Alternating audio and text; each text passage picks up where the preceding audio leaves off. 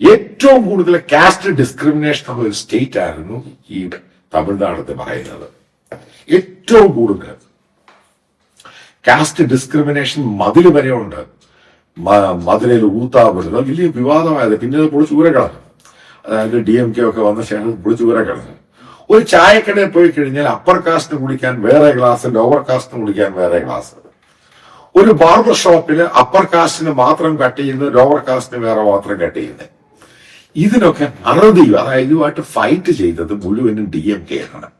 ഞാൻ നേരത്തെ പല വീഡിയോയിലും പറഞ്ഞിട്ടുണ്ട് എന്തുകൊണ്ടാണ് തമിഴ്നാട്ടിൽ ഇത്ര ഫാസ്റ്റായിട്ട് ക്രിസ്ത്യൻ കൺവേർഷൻ ഉണ്ടാകാനുണ്ടായ കാരണം. നിങ്ങൾക്ക് വേറെ പല പല ഇഷ്യൂസും ഒക്കെ ഉണ്ട്. പക്ഷെ ഏറ്റവും പ്രധാനം എന്ന് പറയുന്നത് ഈ കാസ്റ്റ് ആണ് അവിടെ ഏറ്റവും കൂടുതൽ ക്രിസ്ത്യൻ കൺവേർഷനിലോട്ട് പോയത്.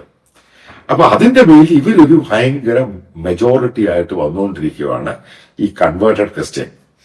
അതിന്റെ പേരിൽ 2023 സ്റ്റാലിൻ ഗവൺമെന്റ് തമിഴ്നാട് നിയമസഭയില് ഒരു ബില്ല് പാസ്സാക്കി യുനാനിമസ് ആയിട്ട്.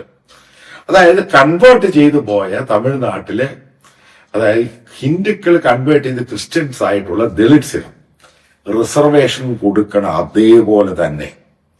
അപ്പൊ അതിനെ അന്ന് എതിർത്തത് ഒരു തമിഴ്നാട്ടിലുള്ള BJPയുടെ ഒരു MLA മാത്രമാണ്.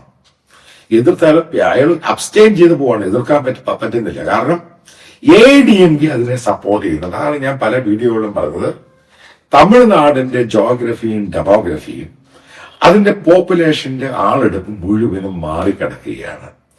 അതിന്റെ കാരണം എന്ന് പറയുന്നത് ഈ കാസ്റ്റ് ഡിസ്ക്രിമിനേഷൻ. അപ്പർ കാസ്റ്റിന് ഈ പറയുന്ന ദളിറ്റ്സിനെയും അതേപോലെ ബാക്ക്വേർഡ് ക്ലാസ്സിനെയും അവർ അക്സെപ്റ്റ് ചെയ്യാൻ തയ്യാറായി. ഈ സനാതനം വെച്ചുകൊണ്ടിരുന്നതിന്റെ കാര്യമാണ് ഇതിന്റെ പ്രധാനപ്പെട്ട കാരണം. ഇത് അവിടെ ഭയങ്കര മാറ്റം ഉണ്ടാക്കിയിട്ടുണ്ട്.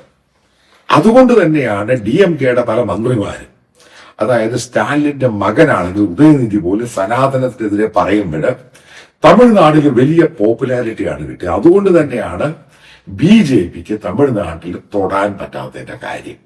കാരണം സനാതനത്തെ, ആ ധർമ്മത്തെയും ഹിന്ദു മിത്തോളജിയുടെ പലതിനെ എതിർക്കുന്ന വലിയൊരു ദ്രാവിഡിയൻ കമ്മ്യൂണിറ്റി. അതാണ് ദ്രാവിഡിയൻസ് എന്ന് പറയുന്നത്. നമ്മൾ പെരിയാറിന്റെ മുകളിലുള്ള ചരിത്രം എടുത്ത് നോക്കിയാൽ മനസ്സിലാക്കും.